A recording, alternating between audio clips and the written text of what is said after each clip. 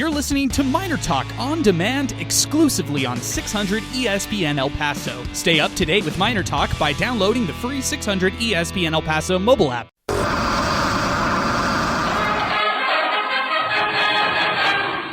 It's time for MinerTalk with Adrian Broadus, Sal Montes, and Zay Galindo.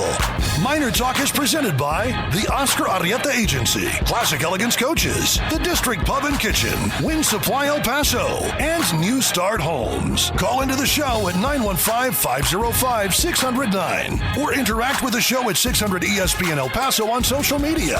Here's your host, Adrian Broadus. MinerTalk is live. We're presented by the Oscar Arrieta Agency. Check him out online, OscarArrietaAgency.com. You know Oscar Arrieta as the Hometown Hero Award sponsor every UTEP game. He is the official insurance agent of the UTEP Miners, and he is the proud sponsor here on MinerTalk as we get started. Well, UTEP basketball did what they were supposed to do. A big win against Western New Mexico, 90-62. Not much to take away from this one, Sal. We pretty much prefaced this one after the loss to Texas A&M Corpus Christi, and so now the Miners coming off this one against Western New Mexico. A resounding victory for them. No problem whatsoever. I think Alberto Reta is in the house, but I think he's talking to you instead. But I just want to get things started here on the show. Let's get things started. 915-505-6009. Sal, easy victory for the Miners. Not really much you could take away from this one other than the Miners. I think you took more away from the practice. Like Joe Golden was talking about post-game is, you know, these past couple days in practice, that's really where I guess kind of the differences they saw happen within the team. Yeah, and Joe Golding said it himself in the post game where he said, pregame rather. He said, I'm not worried about or focused on Western New Mexico at all. I'm focused and concerned about our ball movement. So something along the sentiment of that. But yeah, that's what you wanted to see was the focus on offense and acknowledging a big shortcoming, for this Miners team. Not only this year, but we've seen it with some of his teams, the first 2 years.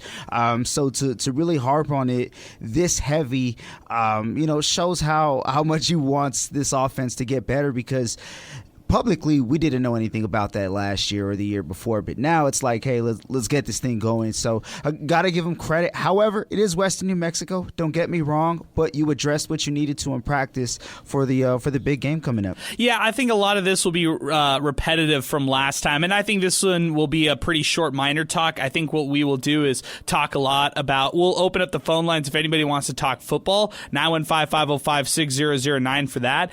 We could definitely get into that conversation, and we can also talk more about basketball if you want to talk about that. However, I'm going to maintain exactly what I maintained against Texas A&M Corpus Christi. You take that loss for what it was, and that was a bad loss, 67-63 last Wednesday. You see how the Miners respond to adversity. That's one of the things that Joe Golding talked about in the postgame, that he wanted to see how they responded after hitting that a little bit of adversity on the season, really for the first time, if you really think about it, Sal. And then on the same note, when you really look at everything right there, how will the Miners respond after this one, heading on the road against Oregon? That task right there seems tough, right? And you know what? I don't really want to judge this basketball team based on the outcome against Oregon, a team that just beat Michigan in overtime 86-83 in a back-and-forth matchup. But I still want to see how they can compete against another Power 5 opponent. They beat Cal earlier this year. So the Miners, let's see how they come out in Eugene on the road. Tough trip for them against a really, really good squad. Yeah, and I think the biggest takeaway that I'll get from that game will be, were they able to maintain that focus and do what they needed to do offensively? Now, granted, I know they may not be all the way there yet. Don't get me wrong, but is there an improvement nonetheless? And I think that's what fans are really looking for. 915-505-6009 is the number to get into the program. You could chime in on social media, give us a post on Twitter. Also want to mention that we'll get to our hot hand of the game, brought to you by Wind Supply El Paso. And then our Timothy Cantrell player of the game, that's coming up as well here on Miner Talk. Well, Sal, this one, you could look at the highlights. I look at Zid Powell. He had 14.6 rebounds, 3 assists, looked good, 20 minutes of action. Sure, I expect that from him. I also like the performance from Otis Frazier III, the double-double, of course, 11 points, 10 rebounds. And then you got to see a lot of other faces like Garrett Levesque, who played a lot of minutes in this one. You got to see Sebastian Cole almost logged 20 minutes in this one. He buried a three-pointer, and he even contributed with a pair of assists. So, like the play from him. Got to see more of Derek Hamilton. Got to also see more of Elijah Jones. We were wondering if he was in the doghouse after not playing a lot of minutes against a team like Texas A&M Corpus Christi, yet he gets a chance to play in this one. What did you think of that, Sal? I thought that was cool. That was really huge, especially when you have that hometown connection. It was mentioned a lot, by John and Steve on the broadcast. So yeah, Donovan Black. That's right. And also to that point, I think it's a testament to the talent that consistently comes out of El Paso or the surrounding areas as well. Because there's always that, hey, behind the scenes, family members, hey, so and so is going to play at UTEP, and they go and get the whole family out. So that's always a cool thing. You gotta love that, yeah. Yeah, Corey Camper Jr. played pretty well, 10 points. He also logged in.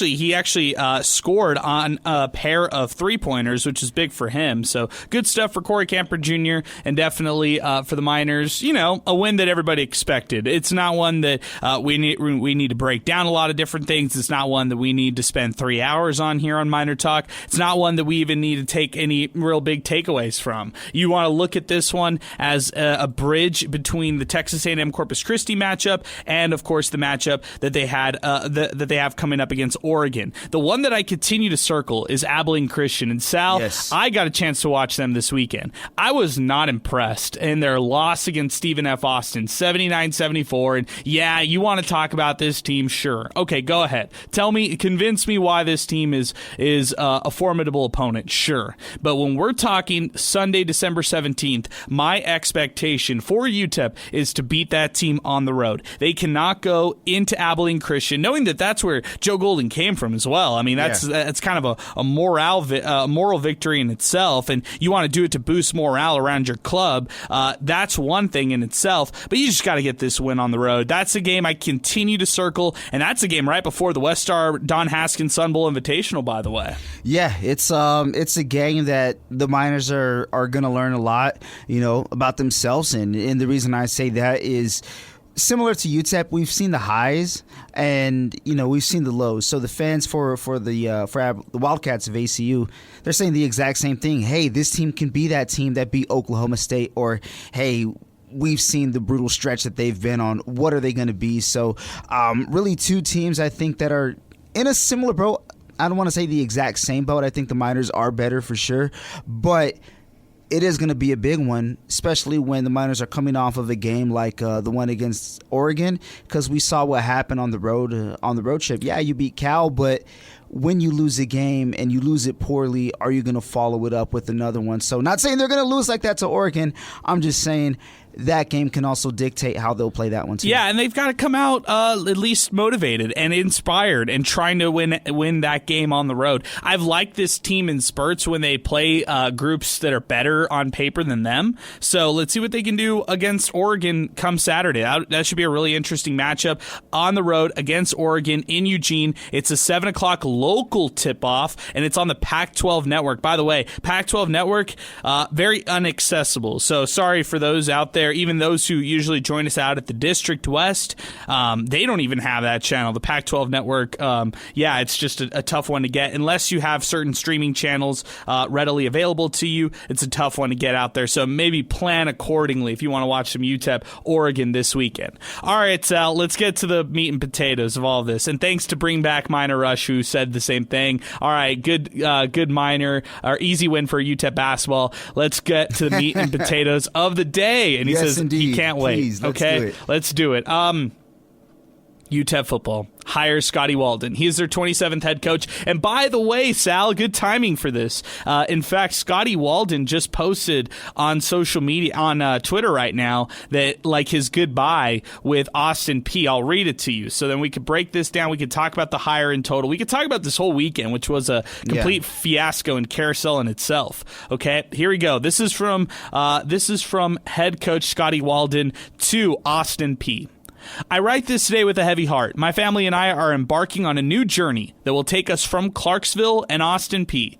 Callie, Luca, and I cannot thank Montgomery County and Clarksville, Tennessee enough. You've welcomed us with open arms since day one and have been so great to my family. We love this town and the people in it. Thanks for supporting our efforts to develop a championship program on and off the field. My family and I are so appreciative of our players and their parents. This team inspired myself and my family every time we stepped on the field because of their heart. We are so proud of the players that helped us build the program to deliver championships on and off the field. Lastly, we are especially grateful to Gerald Harrison, Dr. Licardi, and our donor base for their unwavering belief and support.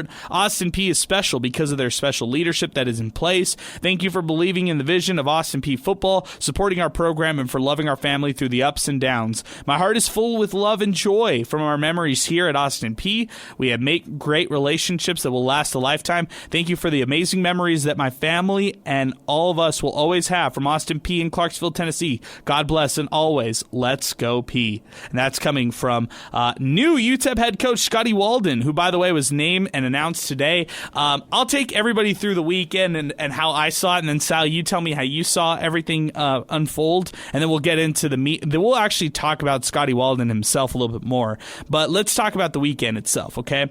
So going into Friday, there's all sorts of rumors about 4 finalists that are being named, okay? It's Eric Price, the former offensive coordinator, former NFL offensive analyst with the Jacksonville Jaguars, you name it. He was a part of these different organizations. Plus, on top of all of that, he had, like I mentioned, spent some time here at UTEP in the past. Then you had Brennan Marion, UNLV offensive coordinator, coming off a Mountain West championship appearance in which they only scored 13 points offensively. It was like a 40-20 game when it was all said and done. And I really didn't think UNLV was as talented as Boise State, yet they tried to hang in there in that game. Second half got a little out of hand, but nonetheless, playing in the Mountain West championship game, and that's Brennan Marion, the offensive coordinator for UNLV.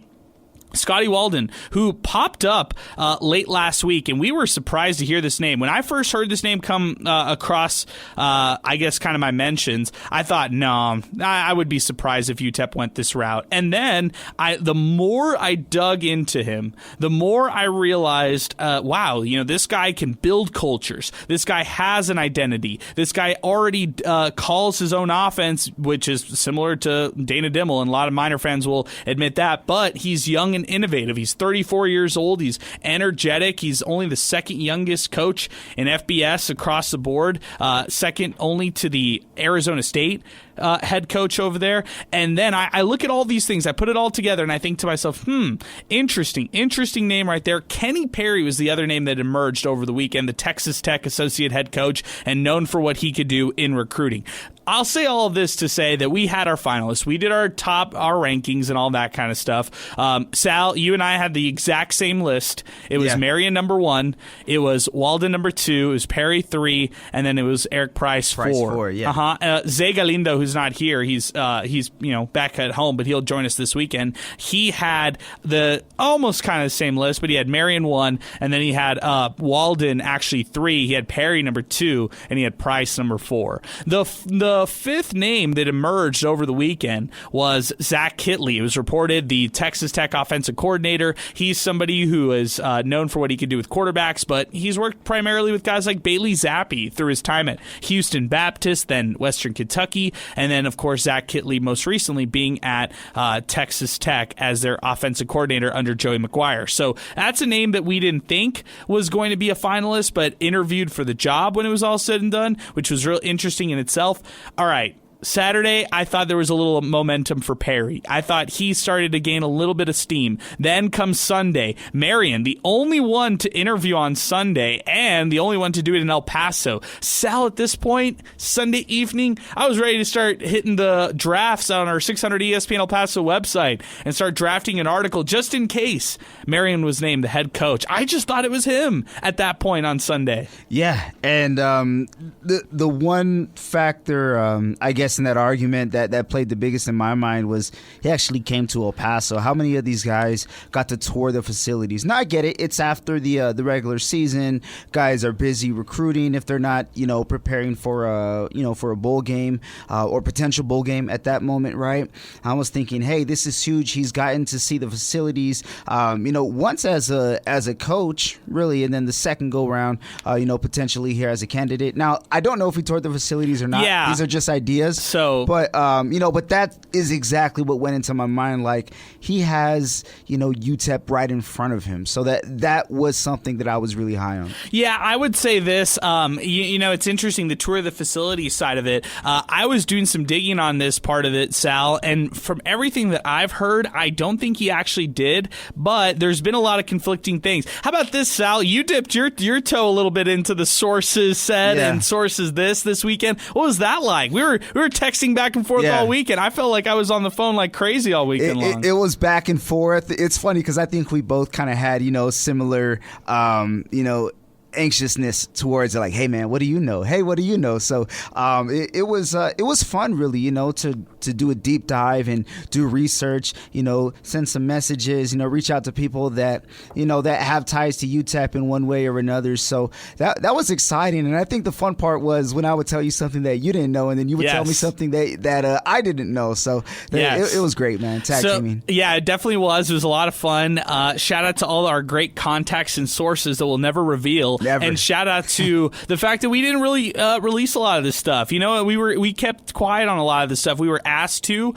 We were, maybe we had a chance to talk to some of the candidates. Maybe we had a chance to talk to some people very close to some of the candidates. And our gift to those people was we weren't going to burn them. We were going to be as nice to them as possible and as gracious as we could for them just trusting us with this information. And I think we wanted to speak from a more educated perspective. That's the reason. We didn't want to break any news. I mean, hey, look, if we wanted to break some news, sure, that would have been great, but we know how this business works. It's going to be a national guy. It's going to be early in the morning, and it's going to be confirmed first by somebody outside of UTEP versus inside UTEP. It's usually how these things kind of happen. So I was okay with that, but I wanted to speak about all this stuff in an educated manner, and I think that's what we can do right now and start talking a little bit more about Scotty Walden here, Sal. Yeah, it's gonna be fun looking down, all of the accomplishments, reeling it off, and even some local ties, Sul Ross State aside, obviously that's down the road in Alpine, the Big Bend area, but guys that he's recruited here in El Paso, and even players tweeting out at him as well. I mean, this is a guy who's really hip with the young guys. It's weird. I feel old saying that he's hip with the young guys. There you go. But I mean, this guy's he's got some swag to him. So looking forward to seeing how the preparation really for this football season is going to be done. Yeah, I think a lot of people have asked me, like, what are my thoughts on this? What do you think? Is this a good hire? You know what? This is my second option. So my number one option was Brendan Marion, and I maintain that. And there's people who get paid a lot more than us here on this show to make these big decisions at UTEP, which then turn into multi-million-dollar contracts. And so they felt like Walden was the guy. The response was that his energy is off the charts. And when I asked, hey, is it comparable to like a Joe Golding? They were like, no, I mean, better, like more energetic, more intense, more just out there. And you know what? I don't know if that's true. I would love to meet Scotty Walden here coming up on Wednesday and see what kind of vibe that he gives me. And I have a lot of questions for the coaching staff. I have a lot of questions for the direction. I think a lot lot of those questions will be answered by his initial press conference, and he's going to try to excite El Paso. But Sal, I think what would be helpful for us right now is to go back and forth on wish lists. Like, if you had to talk about the wish list and the priority number one, day one, if you're Scotty Walden or if you're on his advisory committee and you say, hey, on day one, you've got to do this. What does day one look like for Scotty Walden at UTEP? So let me ask you this before I answer. So he's going out in day one.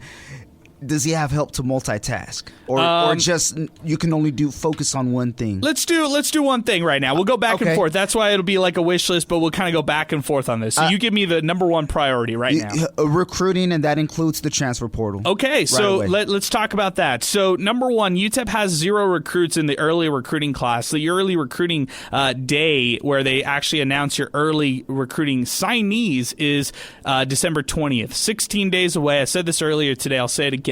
That's rapidly approaching. That's basically tomorrow. And UTEP, like you said, Sal, has to look at recruiting. Number one, I agree with that completely. Number one has to be Scotty. Sell me on Scotty Walden. Sell me on this program for these different recruits out there. Whether you're a player that's on the team and has hit the portal, I think those players are very important to try and re-recruit. And I think recruiting also involves his current players. I mean, you look at their quarterback. Yeah. He's a grad transfer. He's not going to have another year of eligibility, but you have a lot of other players across that roster. Could they join Coach Walden here at UTEP and be transfers from the FCS level to the FBS level? How does he evaluate things like that? And then if it's not that route, which route does he take? Does he go the junior college route? Does he want to build this with high school guys? Does he prioritize Division I transfers and pretty much promises immediate playing time? What is the philosophy behind immediate recruiting, which is desperately needed at UTEP football?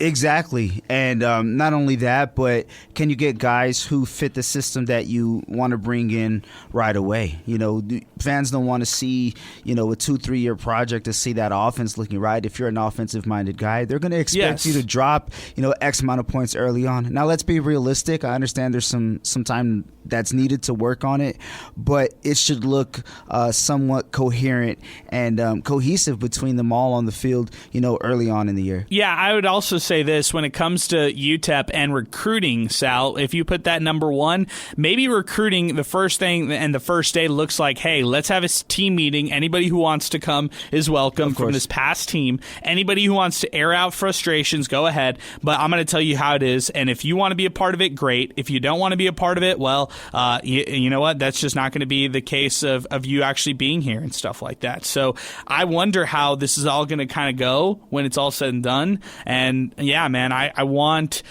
from their perspective, from the coaching perspective, I want them to prioritize also trying to re-recruit some of the players that are on this roster. I feel like they have a lot of talent. All right, Sal, number 2 on the wish list for UTEP football. What goes in number 2 right after recruiting? Is it staff building? Is it just assemble your staff right away? Because I actually think I would prioritize recruiting ahead of building my staff. I think I'll build my staff over the next X weeks.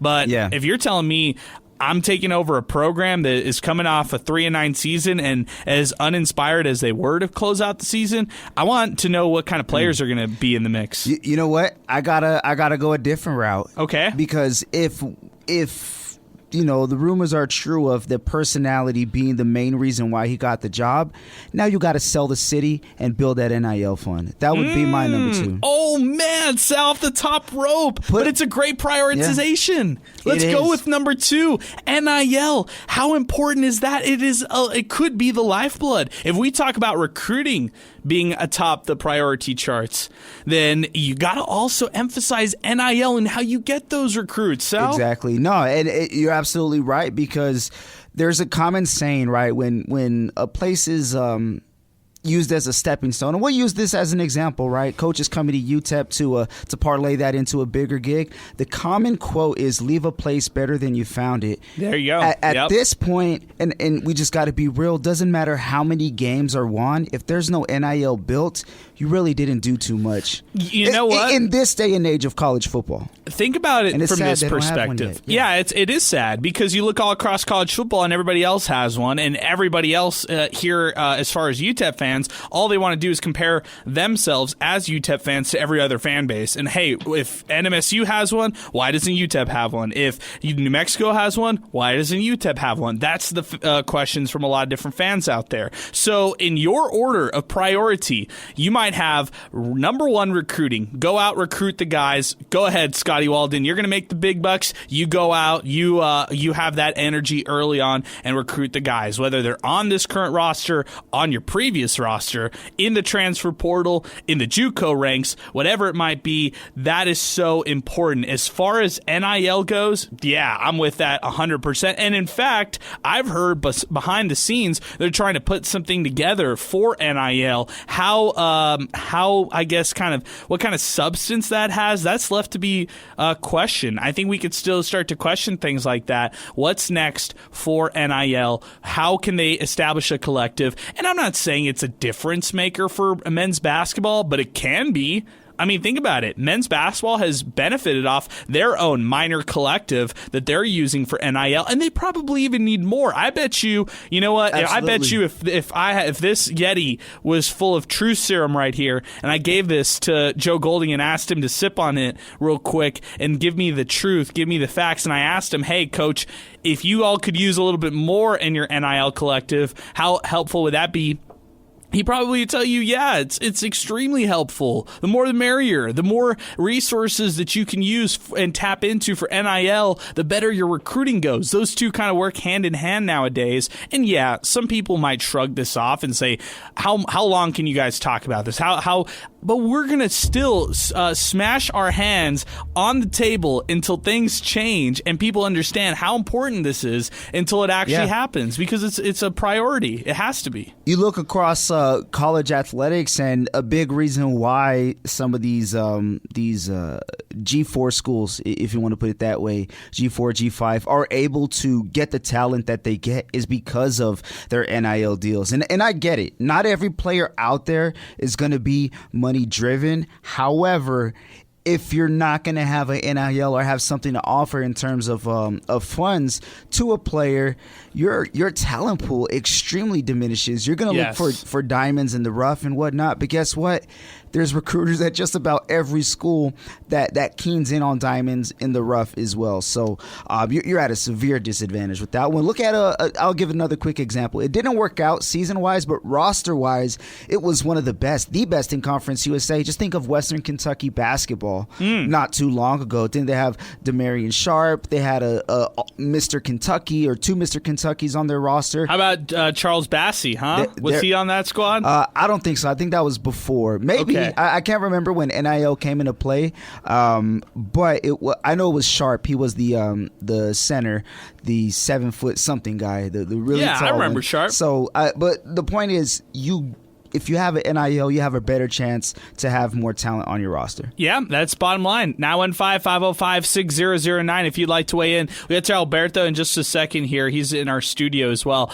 Sal, I want to go to number 3. Is number 3 recruiting is that the third thing that he does? I'm sorry, not recruiting, but recruiting a staff, assembling a staff, and having some guys in place to start taking over all the different position groups. Yeah, it has to be, because at this point you're expending so much energy, on the road trying to get guys, and also selling yourself on El Paso. Now get some guys behind you to help do the same thing. Okay, so let's talk the staff, because this part in itself is interesting. I was evaluating the Austin Peay coaching staff, and without having to do too much digging, you can just see these guys unfortunately don't have the experience, in my perspective, to make that jump from FCS to FBS. A lot of those guys on that coaching staff, and that's okay. I mean, hey, look, they're at the FCS level, they're doing what they're doing over there, and they're having success. Austin Peay's a winning program, so they're position coaches for a winning program at the FCS level. Not a bad life. That's not what I'm not trying to knock these guys,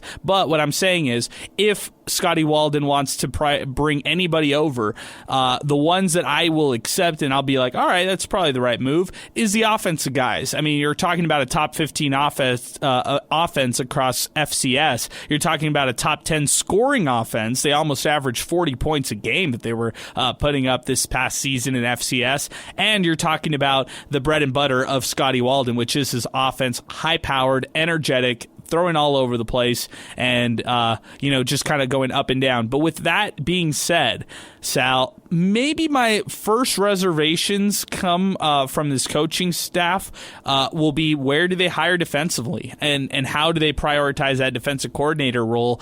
I heard earlier on Sports Talk talking about, hey, could they retain guys on this current staff like Bradley Dale Pivito? Maybe somebody like Bradley Dale Pivito, but not necessarily Bradley Dale Pivito. You don't, in my opinion, when you need a culture change and when you need a whole rebranding and reestablishing of your program, you don't retain anybody from that previous staff and you move forward with a whole new staff. That's kind of the bottom. That's how I look at this job and this hiring. If you got this job, Scotty Walden, it's up to you to assemble the right coaching staff that you can put in place, and it's up to you to put that right defensive coordinator. We're talking all about how he can prioritize offense, but defensively, that has to be a priority for him. No, it definitely does, especially the pace that his offense plays at.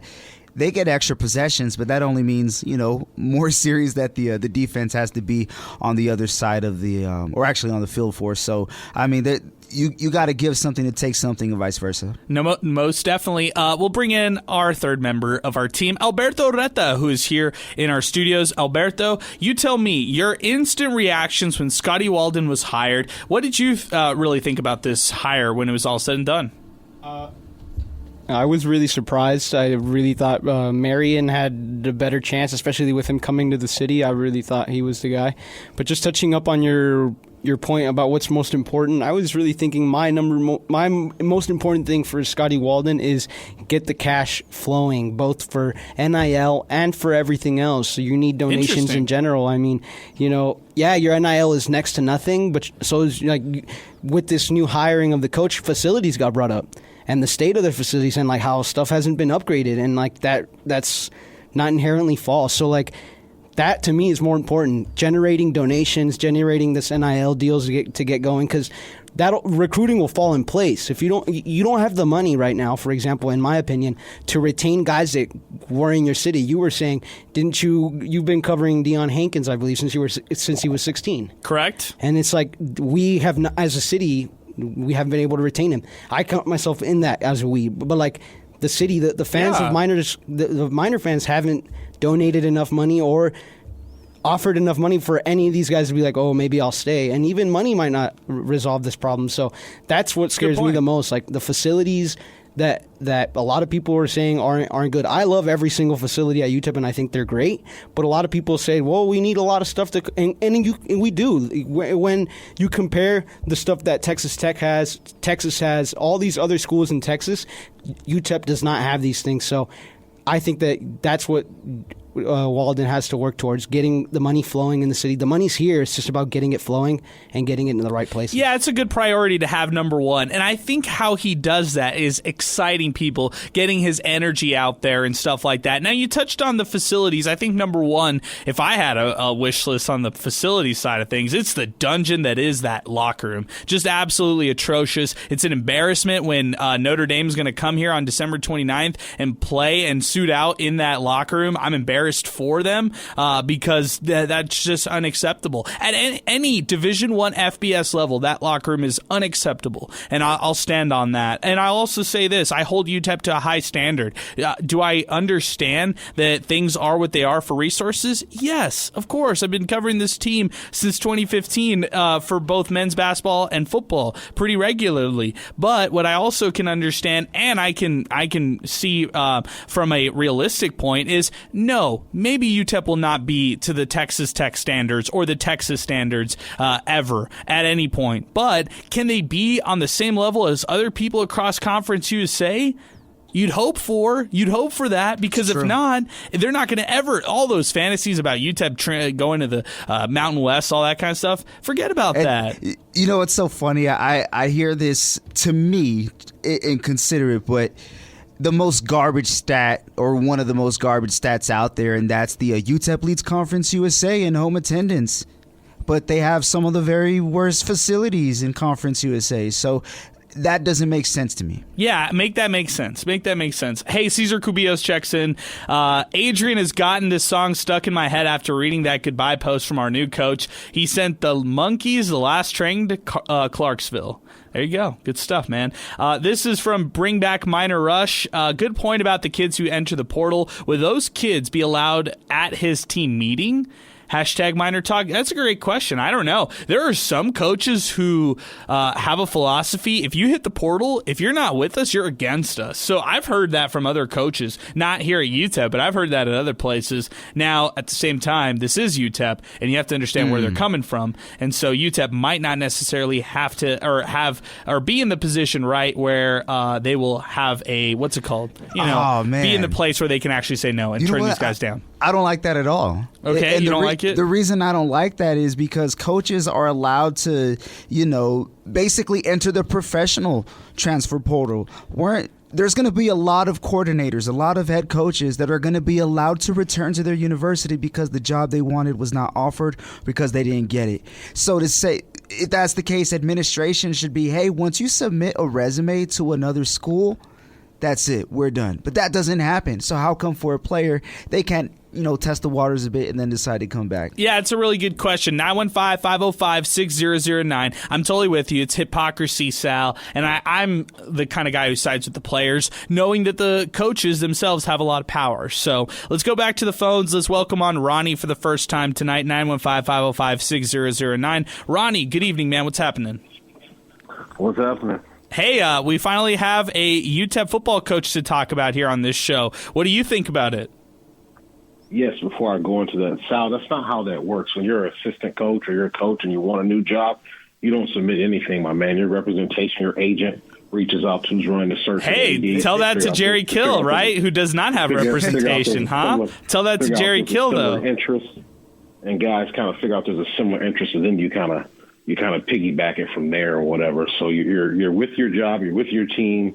They kind of know, your head coach, AD, kind of know what's going on, but you don't really do any of that yourself. You kind of stay locked in, just to clarify how that works or whatever. Okay, so tell us what you think. Kill got with somebody to reach out to Mario to make sure there was, or one way or another, they have a mutual mediator. This is the perfect hire for UTEP. I said it all along that the most important thing was to get someone that had head coaching experience and had some success in that driver's seat. I know that you and a lot of people wanted Marion, and I'm sure he'll be a fantastic coach one day, but you have to understand what it is that UTEP is now and their window and what they need to become, because you can't let Liberty just have a stranglehold on the league, right? Who has a seasoned head coach, so you have to look around also. And here's another thing that you guys need to understand too. When New Mexico State goes and takes Kill and they win 10 games, you're not in a situation where you can wait on a coordinator to kind of grow into a head coach. Like, you have to get a head coach of success. You have no choice but to follow the blueprint that your neighbor up the road followed. You have no choice, because if you don't and it doesn't work out, or the coordinator that you want, whatever, right? Just a multitude of things happen and it doesn't happen. With this new Conference USA, with New Mexico State rising to the top, Liberty being at the top, you're just going to set yourself so far back so quickly, and you have no choice. You have to get a guy that had head coaching experience. I believe this was the right guy. His path was almost identical to Joe Golden. When you look at it, he takes a school that's, transitioning or hasn't quite transitioned. They played some of the big boys. This season alone, they played at Tennessee. They scored 13. They held them to 30 points, early in the season. Last year, 2 years ago, I think they played Bama. Now, they didn't do well in the game, but, hey, the fact that they played Bama and get those types of experience, and just to learn those reps as a coach and what it looks like and what it feels like, that's what you needed at UTEP, man. You didn't need to go and get another coordinator that was coming from Houston or wherever. By the way, that's what they did with Damon Dillon in Houston. They've been good for 40 years. The school's in the hood, and nobody cares about football in Houston. It is what it is, right? You couldn't follow the same formula that got you into this situation. You got to do something different. If you look at center, I'm tough on center, but I want to give center some props. His last three coaching hires have all been good: men's basketball, women's basketball, and men's football. I think those are really three solid hires by center. I think he did a really good job. So, Jim, if you're listening, My hat's off to you. I think the fan base should be excited about this. If nothing else, they should at least give this guy the opportunity to prove that he wasn't the guy. They should at least walk in with open arms, because all season long for the last 2 years, me and everybody else have just complained about Demo. And now that he's gone, you can't tear the new guy down before he even gets started. If you can't do anything, then just keep your mouth shut and at least welcome the guy. You have to spend your money, but at least give the guy an opportunity, because for 2 seasons, all we wanted was to get rid of Demo. Well, guess what? We did that at a price. So now you have to at least give the new staff, the new individual, the opportunity to prove themselves. It doesn't cost you anything to just be quiet and just sit back and see. It costs you absolutely nothing. Yeah, it's a really good point, Ronnie, and I appreciate the phone call, man. It's great to get your points on this, because you know what? I thought I saw it on social media initially when it was hired. There were some people, I think the response, and Adrian at Enemy Win 3 also commented on this, to your point, Ronnie. He was like, I know Scotty Walden was an unpopular pick with UTEP fans, but I hope fans give him a chance. I don't think so. I think it was either split. I think maybe you could even say 60% or 70% popular with fan base out there. Yeah, there's the 30% and maybe 35% of the fans who were a little bit confused. They wanted Marion, they wanted other guys, or whatever it may be. They had their own ideas how this one should have wrapped up. But to all of those things, I would just say this. When Dana Dimmel was initially hired as UTEP's head coach, a lot of people were initially bewildered by that hire. They were wondering, why him? What happened there? He didn't have any head coaching experience recently at the time, and he had a lot of success at Kansas State, but that finalist pool that UTEP had before before Dana Dimmel was hired maybe wasn't necessarily as good as it was right now. So yeah, I'm with Ronnie, because all that fans wanted here on this show, forget 2 seasons ago, you can go 3 seasons ago when they were actually good and they had a winning season, Sal. We were on those shows. We heard after the New Mexico Bowl game, fans calling for Dana Dimmel's head. They did not want him as the coach after that loss. They felt like they peaked and they would not go any further. So people had red flags even when they won and even when they had success. So for almost 3 seasons now, fans have been complaining about the coach and wanting him out. And I think after that game, it wasn't necessarily just the bowl game. You look at what led up to it, and they'd been on a really big downward spiral, up to that point. That was kind of like the icing on the cake. And the frustrating part was they had a real shot in that game, but you got to see remnants, in a couple of series that showed the bad flashes of the Miners. So I think it was basically just everything erupting into one. Yeah, and I think that all of that, when you put it all together, you understand, hey, look, Jim Center had to be the guy, and this athletic department had to be the group who went out and they, said that enough is enough. They did not want to proceed. They were going to work out the buyout, whatever that ends up being, and then move forward with a new coach. And that's what they're doing here in Scotty Walden. So for Ronnie, he says give him a chance. At least for fans out there who might be skeptical, who might have reservations, understand this. UTEP was in 2 months ago. You asked the same question. What fans would give for a new head coach? Fans would do a lot, and they would be really fired up about it. So there you go. Hey, let's do this. Let's pause 10 seconds for station identification. Then we'll take a break as well. When we come back, we're going to do awards, and we're going to start winding things down here on Miner Talk. If you have Scotty Walden thoughts, give us a call, 915-505-6009. If you have a wish list, we chimed in on top 3 wishes that we want this program to do kind of on day one. Send it our way. I think we're going to know a lot more about the coaching staff, their priorities by Wednesday, and I think we'll have a lot of takeaways after that. But before we get to that, let's continue here on Miner Talk. Let's pause 10 seconds for station identification. Then we'll take a break. We'll be back with more in a moment. Stay with us as Miner Talk continues. Presented by the Oscar Arieta Agency. Hot Hand of the Game brought to you by Win Supply El Paso. And Player of the Game thanks to Timothy Cantrell coming up next on 600 ESPN El Paso. Streaming worldwide through the 600 ESPN El Paso mobile app. 600 ESPN El Paso is KROD El Paso, a Town Square media station. 600 ESPN El Paso.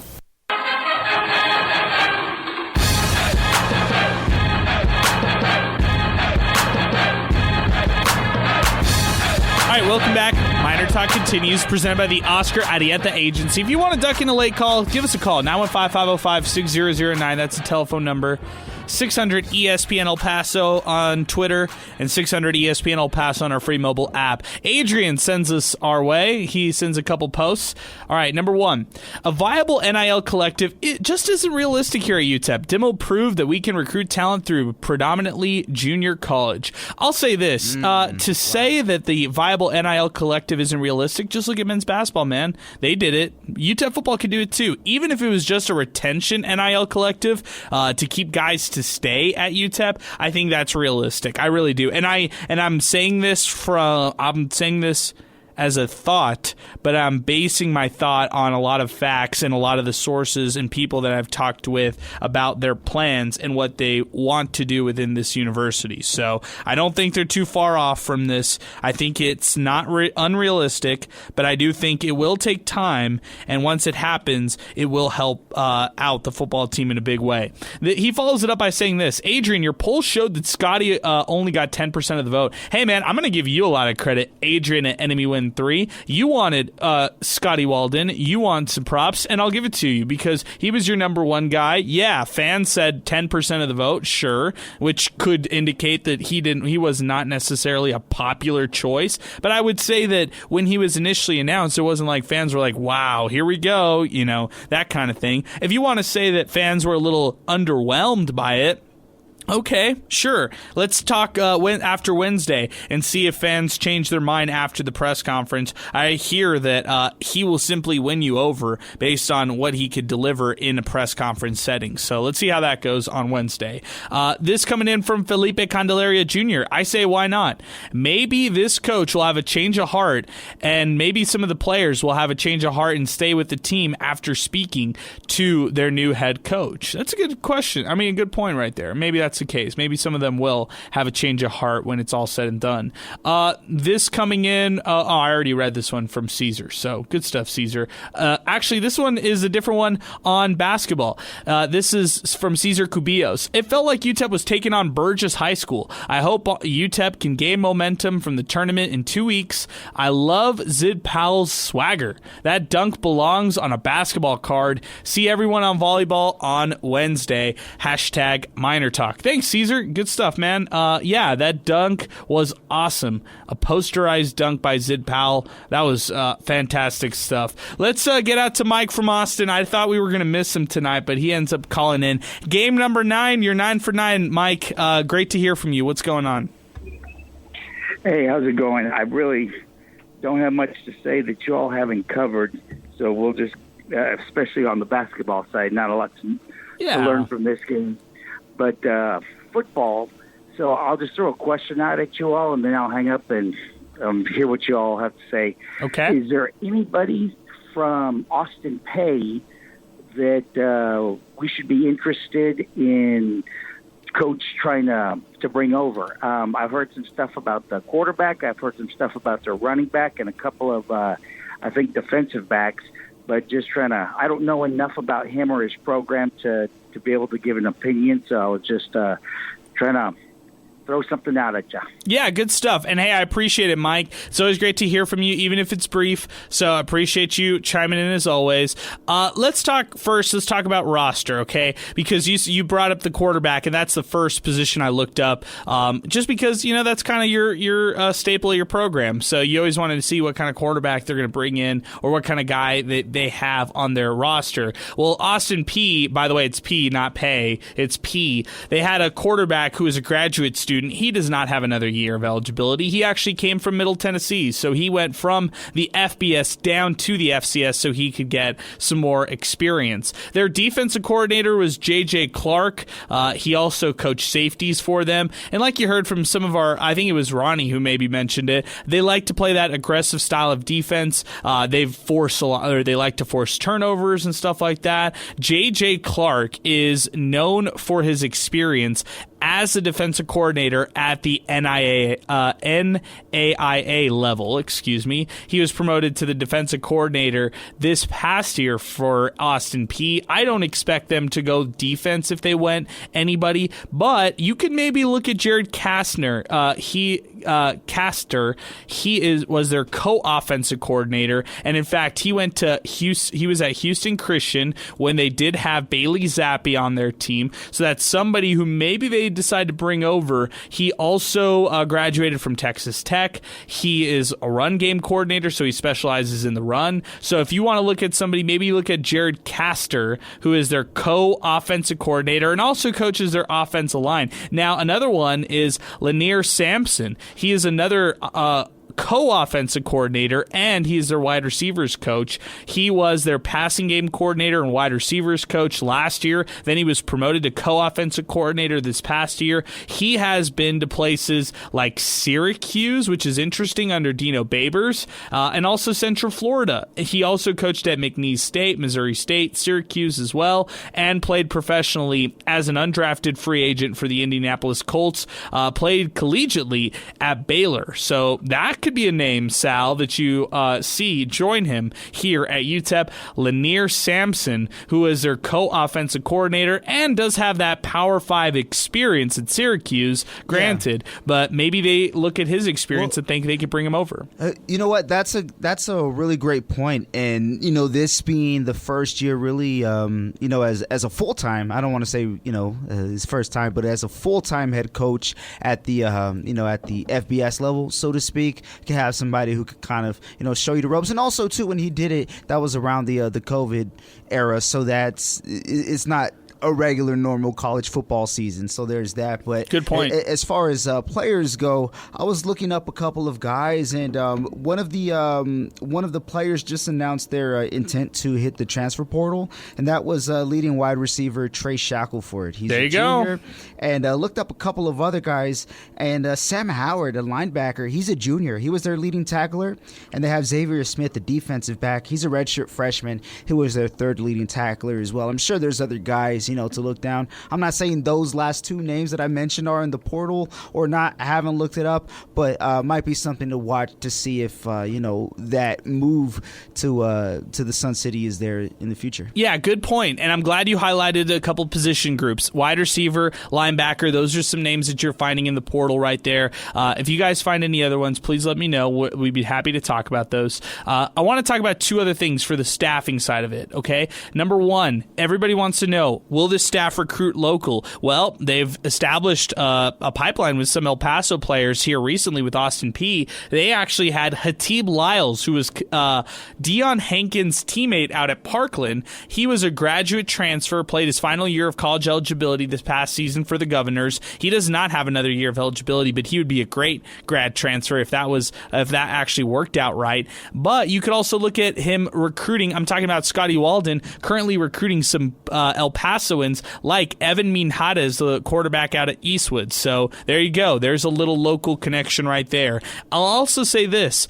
I like this, Sal.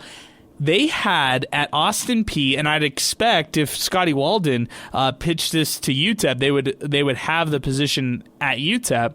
It's called a general manager, NFL, CFL, XFL, and USFL liaison. Okay, so they had this position. Buddy Odell had this position out at Austin Peay. He had worked for 3 professional football teams like the Packers, Ravens, and the Salt Lake City Stallions as a equipment intern. He helped with defensive line. He was an equipment assistant, front office assistant, and worked in scouting groups as well. But this is a guy who serves as a liaison for players to try to get into the league or players to even have opportunities. Sal, this is, for me, a big priority for UTEP in the future. They only have 4 active UTEP alumni in the NFL right now. There needs to be more players playing on Sundays. Yeah, and those connections, to be consistent and constant, not just really relying on one guy, so to speak. I know that he would have that role, or he has that role where he's at now. I'm thinking too far ahead.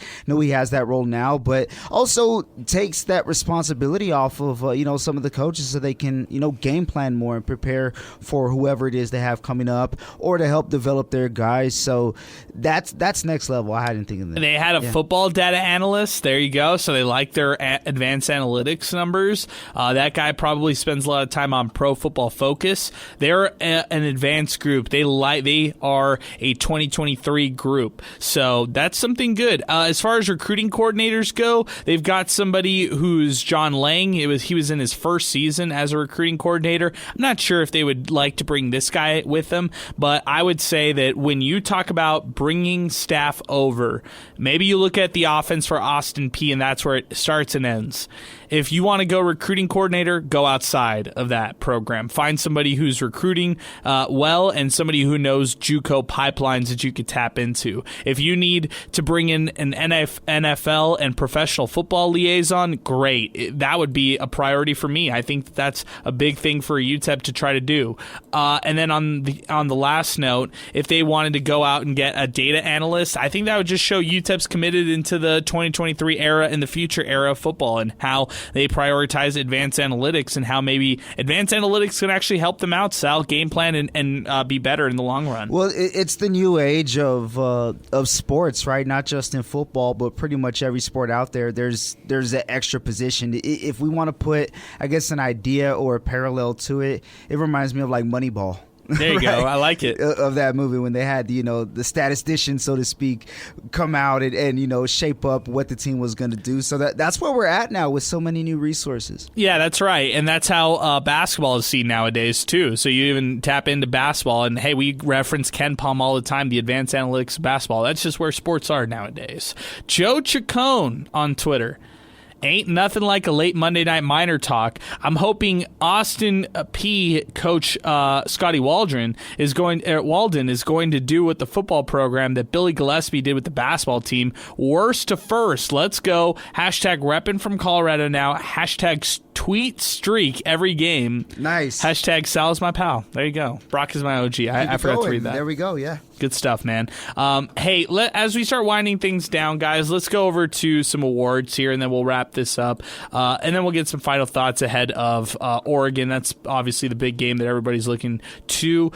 For the player of the game, this is brought to you by Timothy Cantrell. Big shout out to him, one of the top realtors you're going to find here in West El Paso. Sal, let's give it to Otis Frazier III. He had 11 points, 10 boards, and he's played great basketball over the last couple weeks. 21 minutes tonight for Otis Frazier, scoring and grabbing boards, including 7 on the offensive side. Let's go Otis Frazier as the player of the game, and that's brought to you by Timothy Cantrell.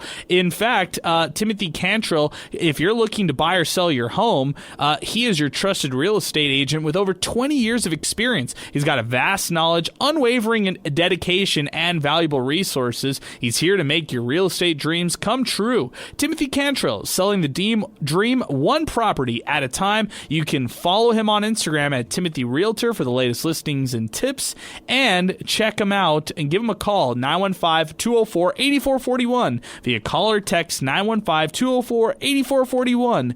That is Timothy Cantrell, our sponsor of the Player of the Game Award. Next up, it's our hot hand of the game. This is brought to you by Wind Supply El Paso. Wind Supply El Paso, by the way, it's starting to get cool. They've got Champion Furnaces. If you want to locate your nearest Champion Furnace, go online, find a dealer tab at windsupplyelpaso.com. They always bring us the hot hand of the game, whether it's UTEP football or UTEP men's basketball. And in this one, let's go Zid Powell. 14 points, 6 boards, and in this one, 0 turnovers for Zid Powell. A hot hand, and he did not cough up any turnovers in this one in 20 minutes of action. Zid Powell getting the hot hand of the game. Turning the page, it's Oregon, Saturday night, 7 o'clock in Eugene. Oregon has wins this year over Georgia, Montana, Tennessee State, Florida A&M, and Michigan. They have 2 losses this year, one to Santa Clara and one to Alabama. How close is UTEP to Alabama? Come on. No. Not close at all. But how close are they to Santa Clara? That's a good question. They probably are maybe on par with that group.